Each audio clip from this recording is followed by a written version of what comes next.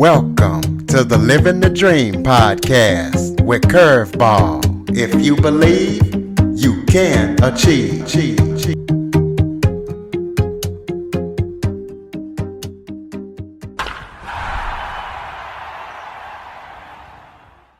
Welcome to the Living the Dream with Curveball podcast, a show where I interview guests that teach, motivate, and inspire.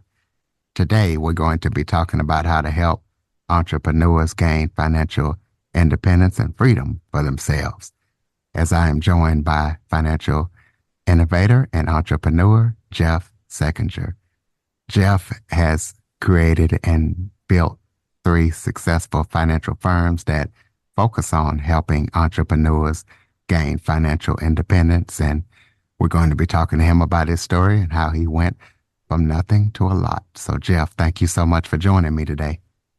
Thank you, Curtis. I'm really excited to be here. Why don't you start off by telling everybody a little bit about yourself? Yeah, so I'm 30 years old. I'm living in Miami, Florida. I was born in Pittsburgh, Pennsylvania. I grew up in Columbus, Ohio, though, and I went through traditional education systems. I got my finance degree in college, and then I worked for JP Morgan for a couple of years and went through a ton of adversity, which I'm sure we'll probably jump into a little bit throughout this podcast. But just professionally then started my first consulting company, which helps entrepreneurs get access to low interest financing. A few months, it was probably 4 to 6 months later, I started. This is in 2018. So in 2019, I started my first hedge fund. And that firm, both those companies are still doing well. And then most recently, just over the past year, released a software company for retail traders. And that company has absolutely exploded. We're on track to do $50 to $60 million this year. And the other, 2 financial brands are doing quite well as well. So couldn't be more happy with the progress, but it's definitely been a lot of trials and tribulations and huge learning curves that have been quite costly, and a lot of perseverance that I had to push through even early on, and before I even got truly deep into entrepreneurship, I had a very unconventional and rough path to where I'm at today. So really excited to start chatting about it. Yeah, tell us about those trials and tribulations. I know that was some addiction. To tell the listeners about the trials and tribulations that you went through and the learning curves, and how you done it all that way. They can understand that, hey, no matter what you're going through, you can work your way out of it and make something out of it.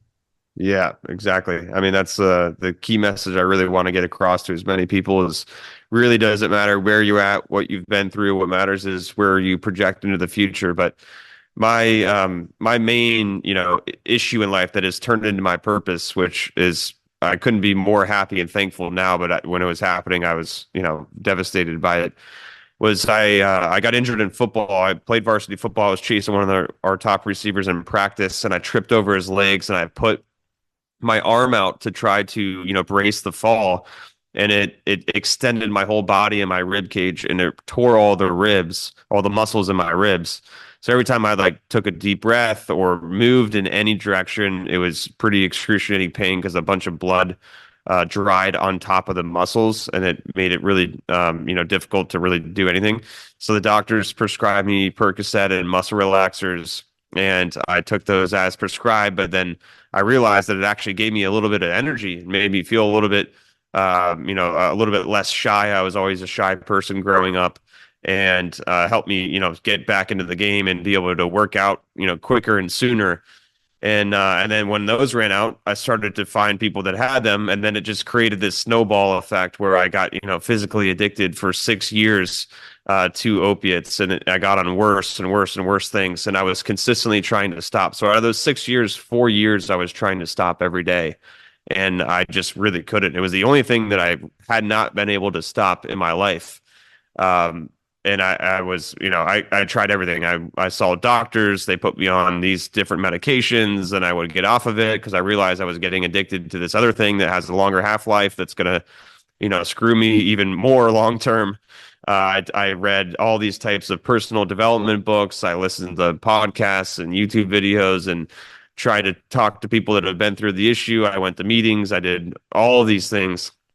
and I couldn't figure out how to stop. And eventually I got to a place where I was like 20. Yeah, at this time I would have been 24 in my late, almost 25. And I had I was over 60 grand in debt. I had no friends, no connections, no idea what I was going to do. At the time, I was actually working for the biggest bank in the United States in asset management. And I thought that was my dream career, but what I realized was that was the dream career for my family, friends, peers. That's what I thought they were going to think was successful. And I realized that what success is getting what you want. So I had that problem extended and got deeper and deeper to the point where I was doing $1,000 of drugs a day, just to try to feel normal. And that got me into tens and tens of thousands of debt, and I had huge credit problems going into this is late in 20 actually early 2018. And then I got to a place where I'm living in my dad's basement. I just crashed my car because I fell asleep on the highway. I've got over 60 grand in debt. I've got no more sick days at work. I was living in my dad's basement. It flooded from a big storm, and I'm going through withdrawals, like throwing up stomach acid over the side of the bed. And I'm just like, all right, this is the absolute low of my lows, and I have to do something about it. So I went into an inpatient place called Cornerstone in Columbus, Ohio, and they don't have excuse me, there was an outpatient place, which means you don't sleep there. You just go in, and you usually do the 3 hours a week. But I did an assessment there, and I looked pale as a ghost. I was probably like 20 pounds underweight from what I used to be. And they were like, yeah, Jeff, there's no way that you can go to outpatient. You have to go to inpatient because you're so bad. You're actually one of the worst we've seen as far as the amount that you're actually using, because I was using like every 2 hours. So then I got out. Right when I walked out, I was supposed to go back into work because I had no sick days and it was during the weekdays. And I'm like, I was so sick. There was no way I could have gone in. And my dad called me and he goes, hey, how did the assessment go? What they say? And I was like, hey, yeah, they pretty much denied me, but said I have to go to inpatient, and they have a spot for me that could open as soon as tomorrow. And he's like, well, what do you say? You've pretty much got no option right now. And I'm like, yeah, I gotta go. So I finally let go of my ego. I went into rehab February 28th of 2018. I got out March 31st of 2018. And then I did 9 weeks of intensive outpatient.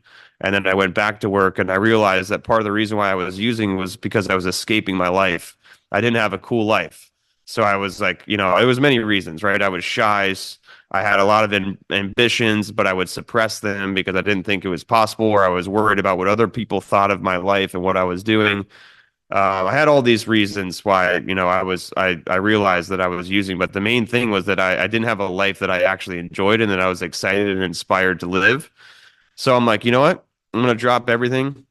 I'm going to, first of all, figure out what I value, and then I'm going to design my life around that. So I invested in a course called the Values Determinations Test by John DeMartini, where I figured out what my highest three values are, which is having freedom, options, and choices, having uncapped earning potential, and seeing impact on other people. And I designed my whole life around that and my businesses around that. And now I'm incredibly inspired. I never think about using drugs ever, which is amazing. And I've had a pretty big impact. I employ over 90 people. I've got, over $85 million under management in my fund. I've got probably tens of thousands of clients at this point. Depend if you were to combine all my companies together. And it's been pretty incredible. People don't think that it's real, that I'm actually at the level that I'm at, because that was, just about 6.5 years ago. And I think one of the things I'm most even proud about now is, which it's actually all happening right now. But when I went into rehab, I had this counselor named Christopher Russell, and he had been through some really, really tough times. But him and I connected like right away on just personal development things. We talked about quotes from Jim Rohn, Les Brown, Tony Robbins, all these people that we really enjoyed, listening to. And he helped me create a vision board for myself of all these things that I wanted to do with my life, and the businesses I wanted to have, the lifestyle I wanted to have, the people I wanted to be around. And he also had me write a hero story, which was looking from third person's point of view of, okay, Jeff, how did your life start? How did it progress? How did you get to where you're at now? And then let's project what you're going to do in the future. But we're going to do it from a superhero point of view. So I was thinking of myself as a superhero from a third person's point of view. And I wrote the story. And what's crazy is a lot of those things on the vision board and in my story are playing out right now. And I had deep, and I'm even getting chills right now just saying it. But when I was in rehab, I had chills, serious body chills, not just from being sick, but it was from my thoughts and my feelings that I had around the things and impact that I wanted to do. And they were so strong that a lot of those things have happened. And what's really cool is, I mean, literally 2 days ago, a few months ago, I filed for my first family foundation, which we're going to help people coming out of rehab with their credit problems and help, first of all, take them through a mindset journey to get their mind and body back in shape. But then secondly, be able to take care of their finances to, because a lot of people struggle when they get out. They have terrible credit. They can't get an apartment. They can't get a car. They can't do anything. And that's what my family foundation is going to focus on first and foremost. And my first hire I just made 2 days ago, which was is my counselor from that rehab named Christopher Russell. So, and he's in deep need of this type of job and career. So, couldn't be more happy with what has been happening. But it all shifted when I started to figure out what I valued and then created and designed a life around that. So that is a lot right there. I'm going to go ahead and stop and see if you've got any follow-up questions on that, Curtis. Yeah, you've coined the term, and congratulations on everything and your success. You've coined the term optimistic perseverance. So, kind of explain to the listeners what that is, and talk about how that played a role in your success. Yeah. So there is there's a two-step process that I kind of go through to create a really empowering life. The first thing is I take full accountability for whatever the heck my results are, no matter what the circumstances are. I don't care if I was parked and someone hit my car when I was parked. That is my fault. I'm going to take full accountability for it. Okay. The second piece, because then it allows you to take accountability for your life going ahead in the future.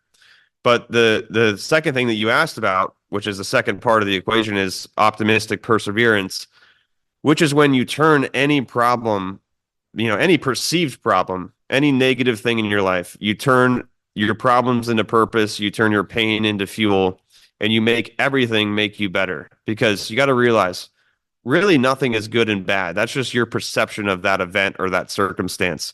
And what I do is I have programmed my mind to just make everything make me better. I believe that every single circumstance and event that happens in my life is consistently just giving me more energy and more momentum towards the things that I want to achieve. And I choose to think that way, and everything benefits me when I think that way.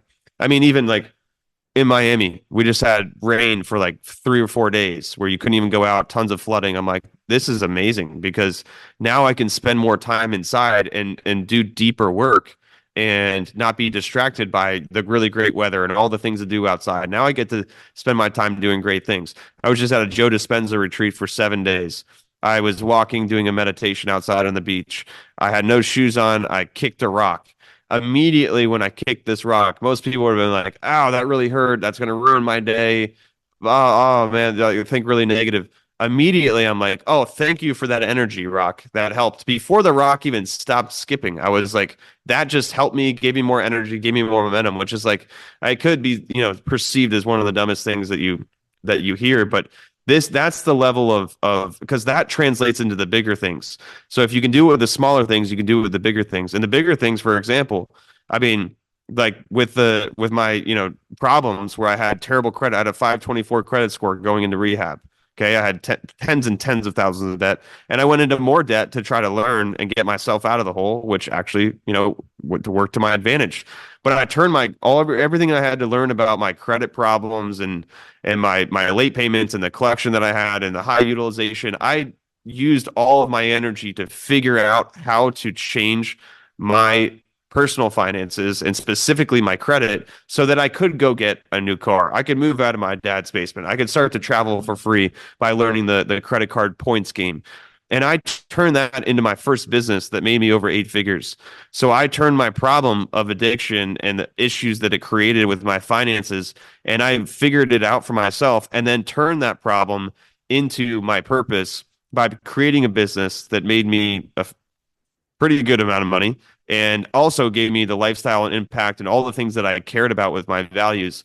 And that's exactly what I'm talking about, right? Most people would say, "Oh my gosh, the addiction, that's the doctor's fault, that's his fault. Oh, my mom was an alcoholic. Oh, I couldn't do this because of that." And blah, blah, blah. They make all of these excuses and then they never turn it into a positive thing. They just live with the negativity their whole lives. And I immediately take accountability for any circumstance or problem that's happening. And then I say, okay, well, how can I turn this into my purpose? How can I turn this into fuel? How can I turn this into the springboard to my success? And sometimes it doesn't immediately click. It's not like, oh, yeah, this is okay. I had addiction up. Now I'm going to create a business. Like sometimes it takes time, but you got to be patient and have that type of optimistic mindset in order to turn that into, more momentum for your success. So does that make sense, Curtis?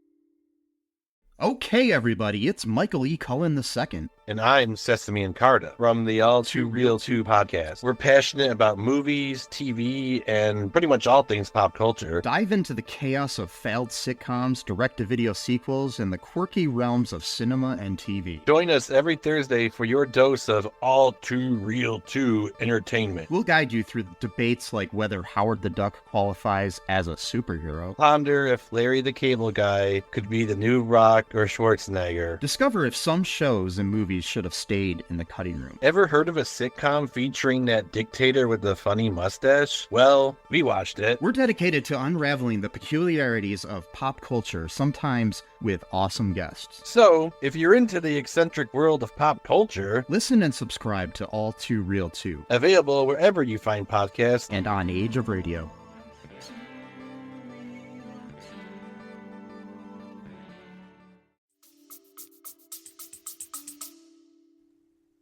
That makes perfect sense. And you just answered my next question of what advice would you give somebody struggling through hard times personally or financially?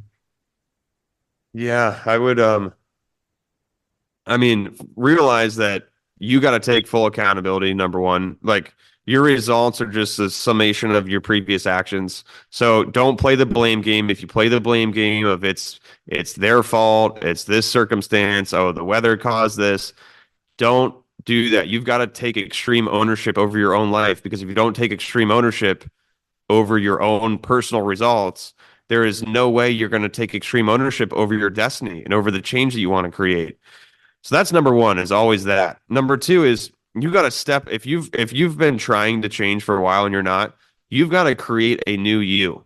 Okay. And how you create a new you is by figuring out how you're thinking and changing your belief systems, because your beliefs become your thoughts become your words become your actions become your habits, and your habits become your destiny. And what creates your belief systems, because if you can change your belief systems, you can change everything, right? And how you change your belief systems is by positivity around you. You need to be around an uplifting environment that believes that great things are possible. If you're around people that put you down, that talk crap about you, that gossip, that don't align with what your goals are, you've got to create a new environment. And then you've got to start thinking differently, because how you can change your beliefs is through positive affirmations and the thoughts and the words that you consistently use to yourself. So you've got to change the way that you're thinking and speaking, especially about yourself and your future, because that's ultimately going to be what changes your belief systems. And there's many, if you could go read a book, there's an alter ego effect. That's the book title. And if you go read that book, it teaches you how to create an alter ego. The best athletes and actors in the world, they step into an alter ego.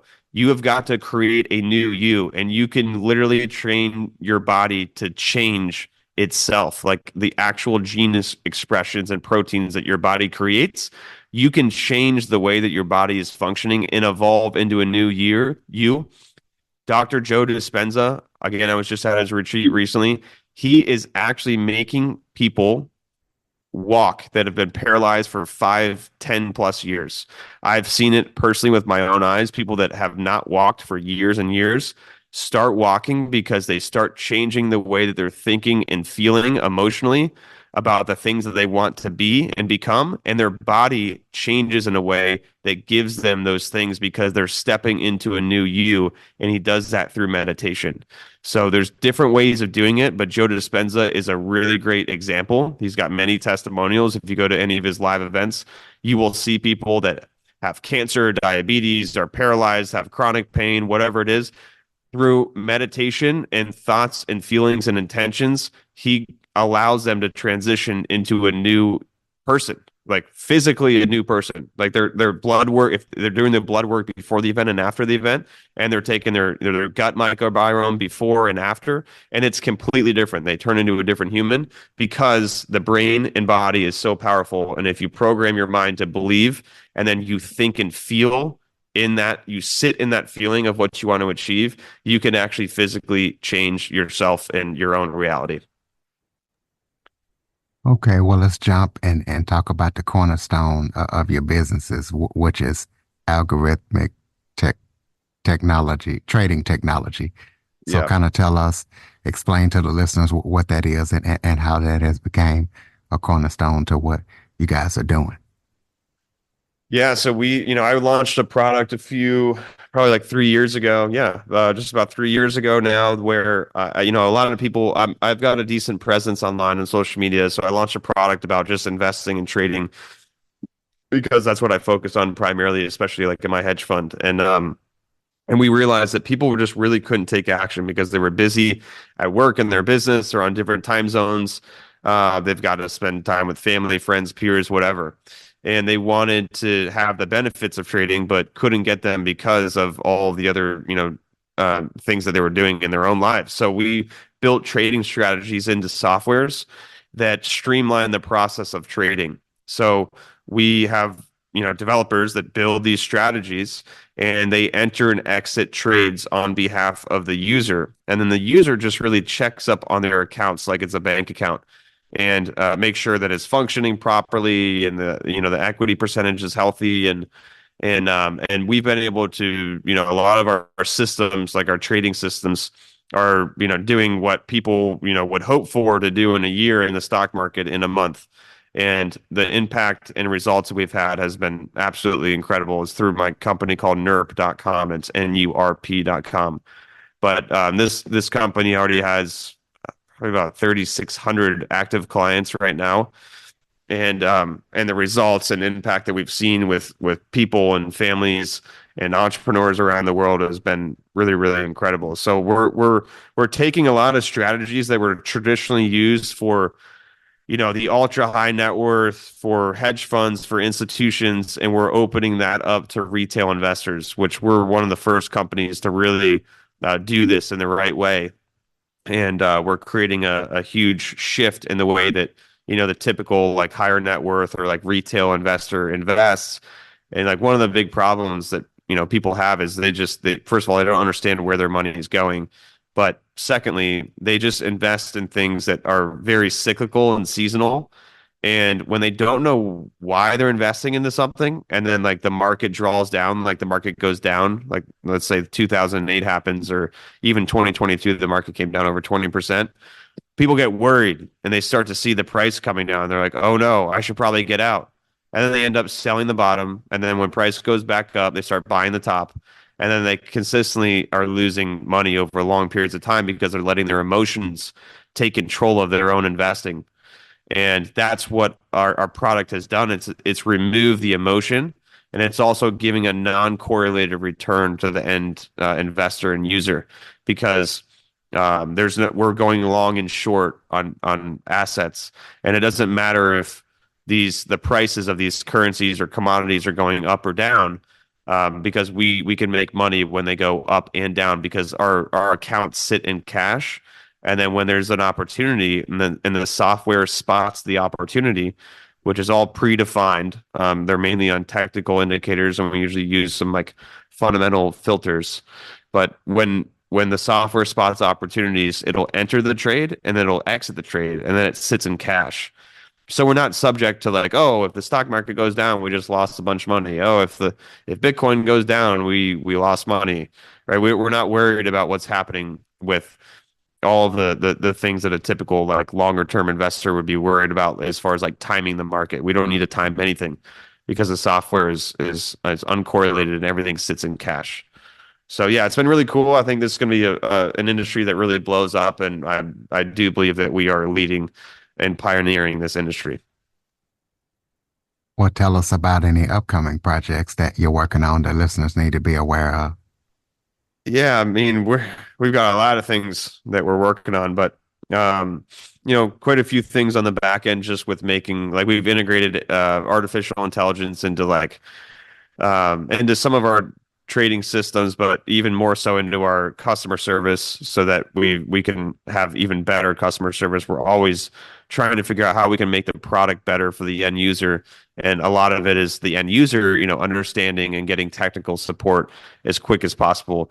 And then we just hired our true first AI quant that's been in AI for 10 years and machine learning for 10 years. And we are building AI into our algorithms so that we don't manually have to update them, because no trading system or strategy will work for forever. And we understand that.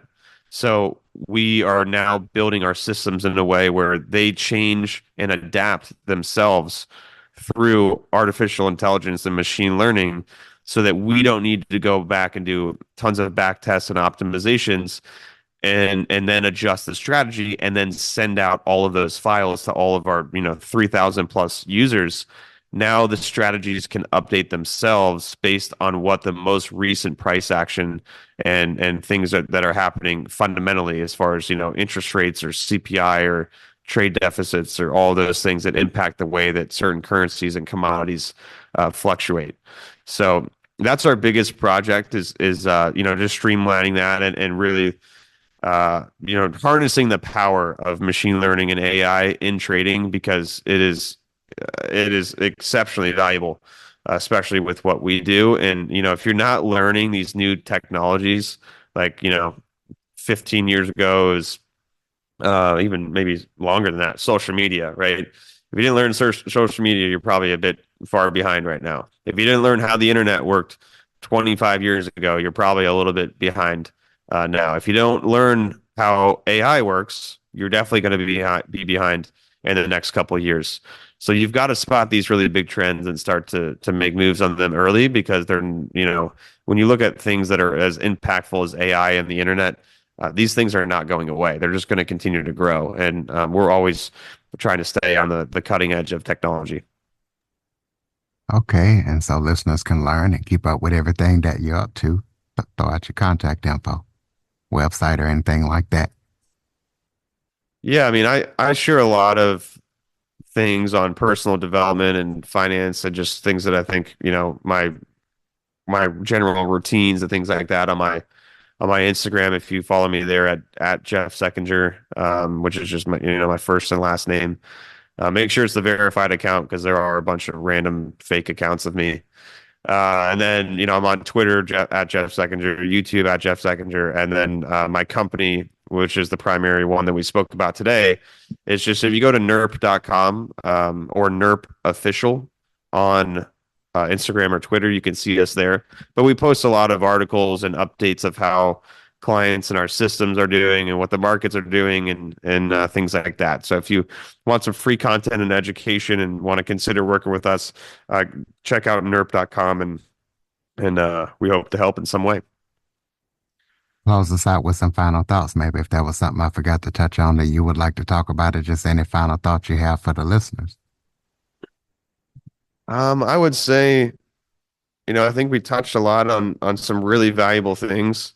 I mean, realize that, if you're not in the position that you want to be in, your life can change dramatically, and typically it's in like a 5-year period. So like don't put too much time on, like, if you go read The Slight Edge or The Compound Effect.